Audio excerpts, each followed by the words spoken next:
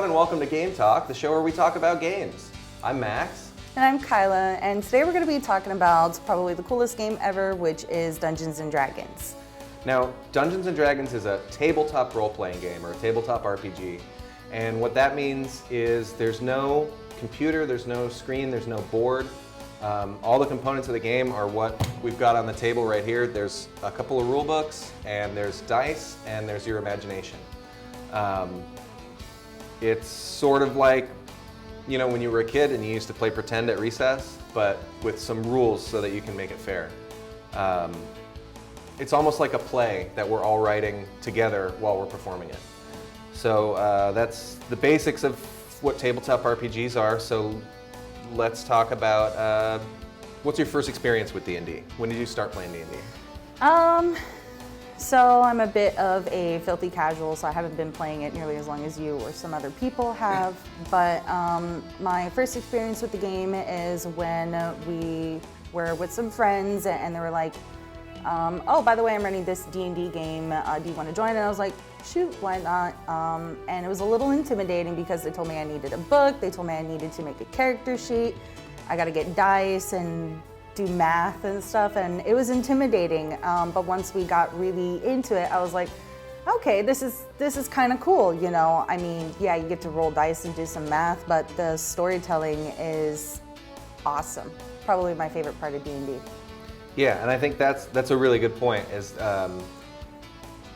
when you're on the outside looking in, it seems really intimidating because there's all the, look, you know, it's got all these books and these dice and this, what is this thing with a picture of a dragon on it? But really, yeah, what it's about, it's not about, the dice are a tool that you use, but really what the game is about is the story. It's an interactive story that we all tell together. So I've been playing D&D off and on for a really long time. If I had my way, I would have just been playing just on for a really long time. It's my favorite hobby. I love it, but you know, you need a group. So I first got into it when I was a little kid. I was like maybe 10, and but it wasn't cool back then. So I had all the books and everything, and I read all about it, and I would like make characters and like write, like at least try to write campaigns, and then I couldn't find anybody to play with. So, but I played a little bit. Yeah, yeah. Especially before the internet was big, and before like game stores were big and that kind of thing. But I didn't start like really truly getting into it until I was an adult. In maybe like 2016, I think, I started running a campaign. The campaign that I'm running right now, which you're a player in, a founding player, is my third campaign that I've run. And I love it. It's my favorite. I mean, I like all kinds of games. I even enjoy sports a little bit, if you can believe that. Anything that's where there's an objective and there's teamwork and there's winning and losing, I love it. But D&D is my favorite game. Yeah, D&D is pretty cool, definitely. So that's why we picked it as the first game we wanted to share with our viewing public. So what's the basic rundown of how does D&D work? Like, we're gonna sit down, you and I are gonna sit down at a table and we're gonna play D&D. What do we actually do? So I guess the first thing to do would be to, after the DM comes up with like the setting and everything, like where are we going to be playing the campaign? Like, it could be pretty much anything. It can be survival horror, it can be medieval fantasy, like Game of Thrones type stuff. After that's all kind of been figured out, then we would sit down and create characters that we want to play in this fantasy realm. Typical of pretty much any other video game, but you get a little bit more freedom to decide everything. So what kinds of decisions do you make about your character? Like, do you have to be a human, or do you have to fight with a sword, or? Yeah, pretty much all of that. So you would basically choose what kind of race you're going to be in the game. It could be anything from a human to an elf to something weird like a centaur, or any one of those things. And then you would choose what you're going to be doing in the game. So like, say you want to be a magic user, you want to, you know, shoot fireballs all over the place, or you want to swing a sword around and chop some things up. Then after that, basically, after you take what you want to do with your character, you're gonna decide the more functional side of things by rolling dice, seeing what your stats are gonna be. Like if you're a magic user, you're probably gonna want a lot of intelligence. Or if you're a big, beefy cleric, maybe a lot of constitution or something. Yeah, and then pretty much go from there. You can also choose a backstory to your character. It can be as elaborate as you want or as lazy as you want, which is the great thing about it. And the cool thing too, if you leave yourself some room, it can feel like you're being lazy, but if you don't fill in all the holes at the beginning, that gives you time to, like, as you get to know your character better, you can sort of evolve and fill in those blanks, you know? So it's kind of like your character sheet. I always tell everybody when I teach them and I play, write this in pencil, because it changes. Every time you touch it, it's going to change a little bit. Like your character, much like a real person, will grow and change and develop and learn every time you interact with them. Like, so, yeah. Go ahead. Like my character, for example, is supposed to be kind of like a mad scientist of sorts. So she will do anything for knowledge and anything for the power of knowledge, basically. And along the lines, that was really basic sounding, but then she ended up getting the paranoid trait from doing one of the things that she does to acquire that knowledge. So that's kind of cool. Now I get to play a paranoid mad scientist. And it's really added a lot of character to Echo's personality, you know, and it's I guess, just like real people, things will happen to your character that will change your character's personality and make your character who he or she or they are. So once you've got a character, what do you do with them? Like, you play them just like any other video game. You can be very basic about just describing what your character is going to be doing and how your character is going to be acting. You can role play it, which is not really my style, but you know, it is kind of fun when you get into it. And then you take your character and you just do adventures. You could go looking for trouble. You can save people from trouble. There really is no special way to go about it, which is kind of cool. You just pick a place and start going, and then you encounter things along the way, and yeah. Yeah. So a typical interaction in Dungeons & Dragons would be there's one person called the Dungeon Master, or we call him the DM for short, and they're the one that sort of, a lot of people say the Dungeon Master is the one that's telling the story, but that's not true. We're the whole group is telling a story together. But a story, you can think of a story as being made up of questions and answers, you know, like will Luke Skywalker successfully blow up the Death Star? And the answer is yes, he does do that. Spoiler alert for a movie from 1977. But so the DM is the one that comes up with the questions, and all the players, they come up with the answers. So a typical interaction in Dungeons & Dragons might be like the DM tells you, okay, you know, you open the door and you go into the tomb, and there's you know, it smells like stale parchment, and there's dust on the floor, and you can see footprints through the dust leading to just a blank spot in the wall. What do you do? So and then so that's the question. What do you do? And then the players would answer that. Yeah, and as a player, I probably would be like, gonna go to follow the footsteps and see if there's anything special about that wall. Maybe there's a secret way to get in it or something. Or, you know, if I really wanted to, I could be like, this is too much, and just dip out and decide we're gonna come back to this later. Or anything in between.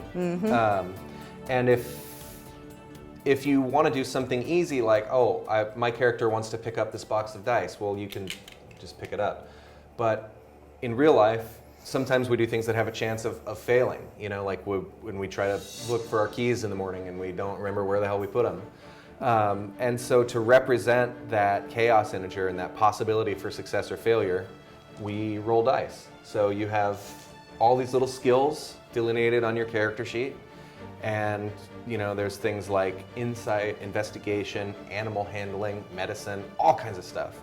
And so if you wanted to check out that wall and see if you could find a feature that makes it special, I would say, okay, make an investigation check. And you would roll dice, and look at a number on your sheet, and you would say, okay, I got this much, and that would let me, the Dungeon Master, decide, okay, she got this much, so does she see that it's a secret door, or does she think it's just a regular wall? And that, just take that little microcosm and just sort of extrapolate it over a whole evening of gameplay, and you've got a whole story where it's one person coming up with questions, coming up with problems, and the rest of the group coming up with solutions and answers. And so it's a really fun thing if you have a good group of people to play with, which we're fortunate enough to have a really good group of people to play with. Let's talk a little bit, so that's the general of what Dungeons & Dragons is and can be. Let's talk about our campaign that we actually play. How did we start out? Like how did we go from just numerous individuals to a group of people who play this game together? And how did we go from a group of people who had sat down and decided to play a game together to an adventuring party? Definitely wasn't without its growing pains. You have to not only take your character in consideration and what your character would do, but also how your decisions are going to affect the party in a way. Originally, I wanted to get involved in a Dungeons & Dragons game. I lived on Kauai when I was a kid.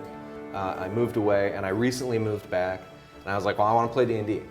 And I was hoping to find a game that was already running and join as a player. And any of you guys out there that have some dungeon mastering experience know that that's a pipe dream.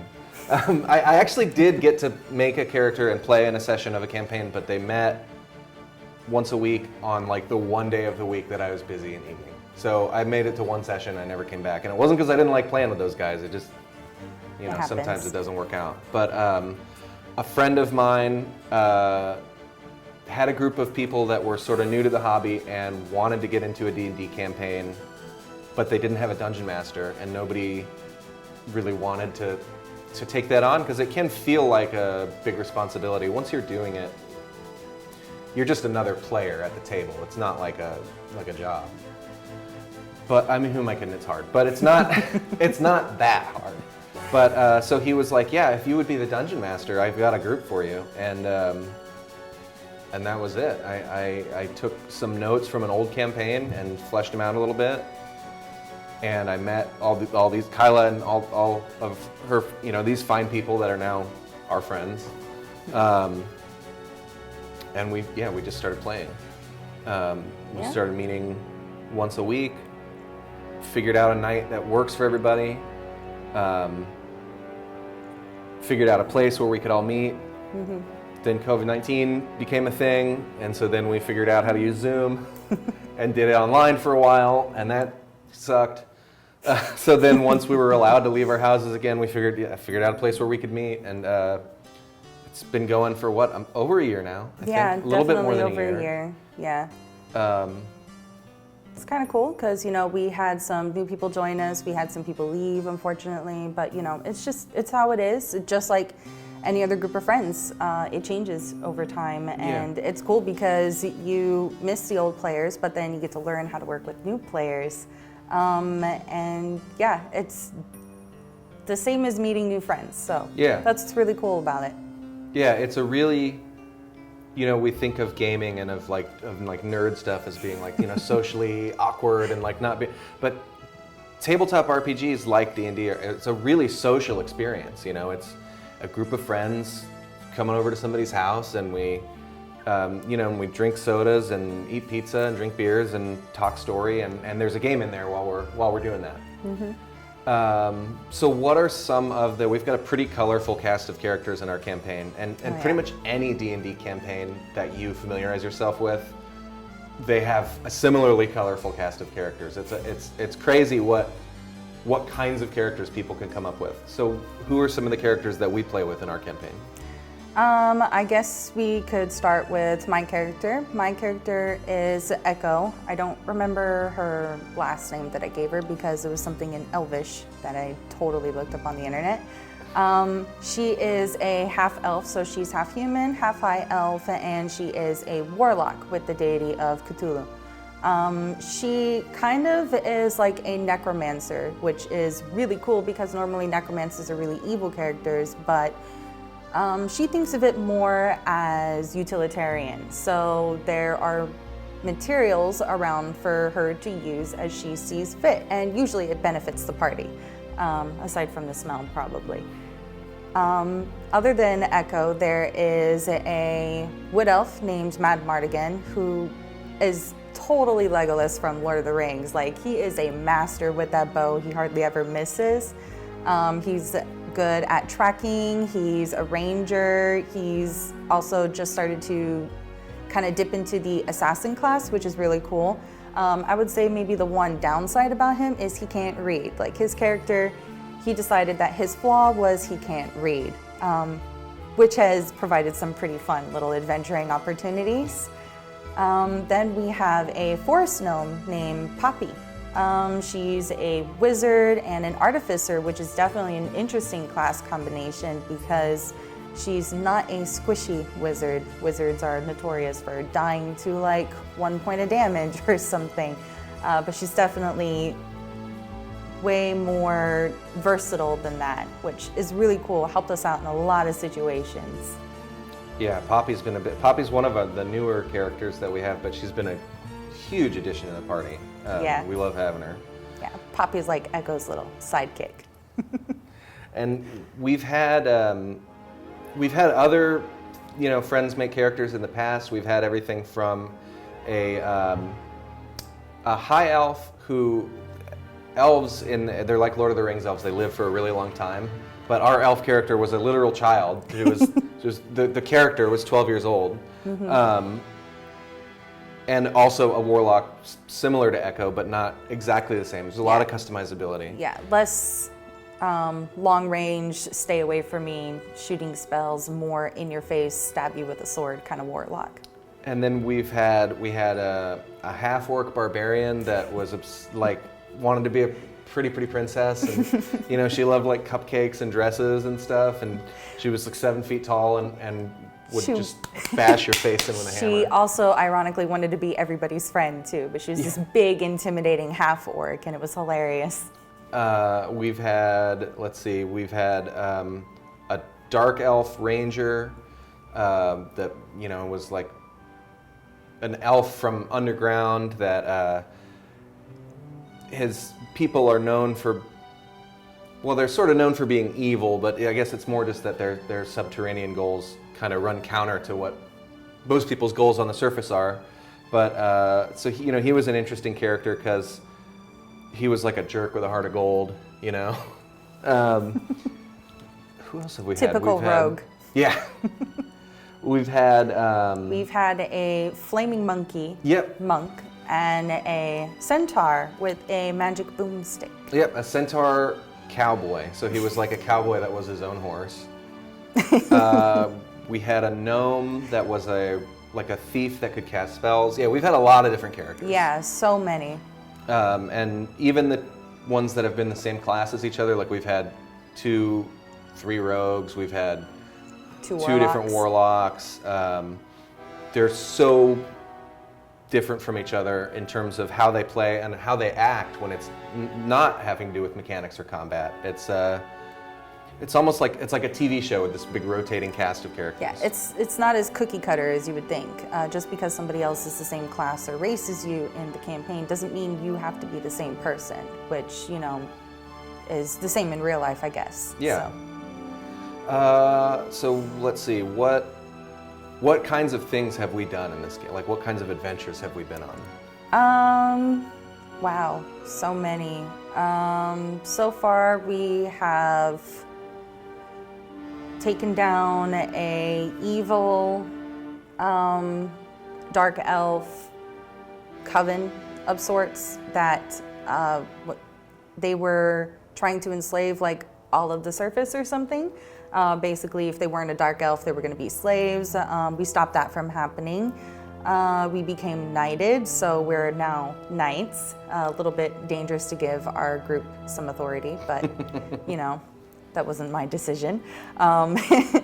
And let's see, we've raided tombs and found magical artifacts. We've gone and met new races and tribes of other different kinds of people, like lizard folk, deep gnomes, which is really cool.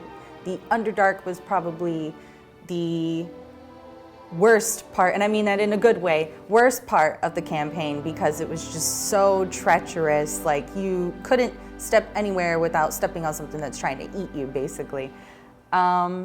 We are now on the other side of the mountain in a desert area, which is really cool.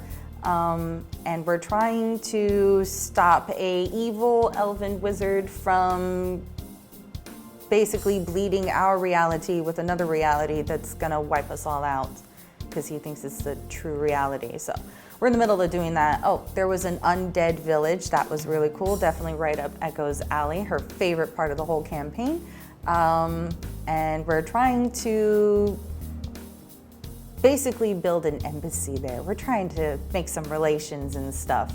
We'll see how that goes, because we're also trying to assassinate a mummy lord that is currently on the council there. Might blow up in our face. And I'm really glad you mentioned about building the embassy, because that's a good example of some of this stuff. So I'm the dungeon master for our campaign. Some of that stuff I planned. Obviously, the stuff that the villains are up to, I mean, I wrote the villains, so I planned for them to be up to that. And I was hoping that the characters would be good enough people that when they found out about that, they would say, well, we should probably kill them to stop them from doing that. Rather than help. But some of the stuff I absolutely had no idea they were going to do. And in something like a video game, something more structured, if I didn't think of it ahead of time, you just couldn't do it. But because this is Dungeons and Dragons and we're all writing this story as it's being told, they were like, we should build an embassy in this undead city. And I was like, okay. And now we're going to do that. So it's really, the possibilities are limited only by the collective imaginations of everybody at the table. And I think that's probably my favorite thing about it in general. So I think it's fair to say that we all really enjoy playing together. Mm-hmm. We meet once a week, but that sometimes feels like not quite enough gaming.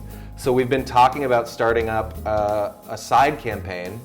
Let's talk a little bit about that.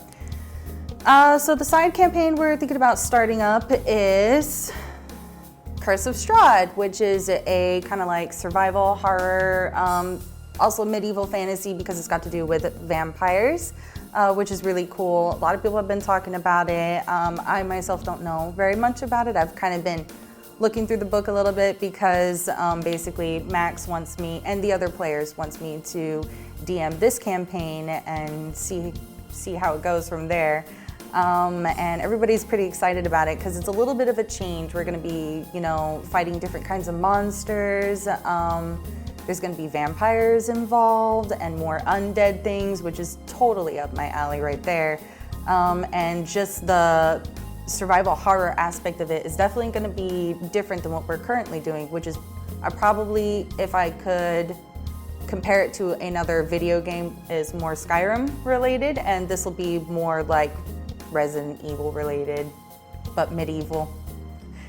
Yeah, I'm really excited for it. I've run Curse of Strahd once before, and it was like my favorite campaign. I like it better than the campaign that I wrote. I think it's wonderful, and I'm really excited to be a player in it. And I'm really excited to see how Kaila's style as a dungeon master emerges. Because you've never DM'd a campaign before, right? No. So this will be your first one. Yeah, I've only ever played with one-shots and stuff with maybe one or two people. Really simple, easy things that have already been planned out and written for me, just to get people interested in the game. So I've never actually been a dungeon master before. I might be really good at it. I might kind of suck at it. We'll see, though. I'm looking forward to it. I don't think she's going to suck at it. She plays her character well, and so I think you can be a good dungeon master, too. Oh, thank you. Well, I'm just saying it because we're on TV. I don't really think. No. Yeah, shut up. So, just to wind down. So that's all the nitty gritty. What I thought it would be kind of fun if we could talk about what's one or two of our favorite monsters. That not necessarily that we've encountered in the campaign, but just that we know about in D&D. What's your favorite monster? If you can't pick a favorite, what's your couple of favorites? I would probably say my favorite is, and yes, this is from the campaign, you probably know what it is. It's the Beholders. we ran into not just one, but 3.5 different beholders in one area, and they were all batty. They were all just totally nuts. They were infuriating to deal with. Luckily, we didn't have to fight them, but we had to talk to them, which is bad enough. Beholders apparently are these giant like eyeball creatures, and they're highly intelligent and very dangerous, but also insane. So very paranoid creatures. They thought we were there to kill them, and we've never seen them before. It was very infuriating, but also really fun to deal with, because it was kind of like a child throwing a tantrum, basically. But if he looks at you wrong, he can turn you to stone. Yeah, exactly. So you have to be delicate around it. Okay, yeah, I'm glad to hear you say that. I was kind of taking a risk with doing the beholders, because yeah, I'm running them intentionally to be super annoying. And anytime you're trying to annoy your friends, you could do too good of a job. It was, you did a good job. I think probably my favorite monsters are mind flayers, which is why I made them such a big part of the first part of our campaign. But I loved H.P. Lovecraft for years. And mind flayers are just H.P. Lovecraft, the D&D monster. You know, they dress like goth kids in high school, and they have like squid, octopus things for heads, and they eat brains and subsist on the like psychic energy that they get from the brains, and they're not nice people. Yeah. And so I really like the look. I really like the horror aspect of just how they even survive is horrifying. And I really like that they're not super strong. So they're not just like gonna come out with a sword and get in a big toe-to-toe fight. They like to work from the shadows, and a lot of times you don't even know that the bad guys are mind flayers until you find them. You know, they're constantly working through lieutenants and proxies and stuff. Sneaky, slippery buggers. So they're like a good mystery monster. And I know they're played out in cliche, but running Curse of Strahd a couple years ago really gave me an appreciation for vampires as D&D monsters. They're a lot of fun too. I had a blast with running Strahd, and I'm sure you will too. Strahd really is like one of the stars of the show when you're playing this module, which is, you know, normally in D&D, the good guys are the stars. Yeah. And in Curse of Strahd, it's like that too, but we kind of all have to share the spotlight with this dude or woman. I think you were saying you might run her as a woman. Yeah, I think it'd be kind of cool to make her a woman. Yeah, I think that'd be neat too. It's just D&D Dracula, basically. Yeah, I read they've got little snippets of letters and other things in the book, and one of them is by Strahd himself. And reading that little letter kind of gives you a little peek into his personality and how he is. And oh my goodness, is he so full of himself. Yeah. He's so full of himself. He thinks himself as a god. Humans in general are little ants, food basically. And he loves himself so much. So I think it'd be really fun to take that personality and kind of roll with it. Yeah, all right. Well, yeah, I'm looking forward to seeing how that goes. You have anything else you wanted to mention? Play D&D. It's fun. It doesn't have to be super complicated. These books are all mostly just guidelines anyway. You can, you know, after you talk to the people that you want to play with, you can take rules out, add your own rules in, homebrew something completely different. It doesn't have to be medieval fantasy. It can be whatever you want. You can pick your favorite video game or TV show and run with that. Give it a try. It's really fun. You'll probably like it a lot more than you think you will. Yeah, I think with enough creativity, there's anyone can enjoy this game.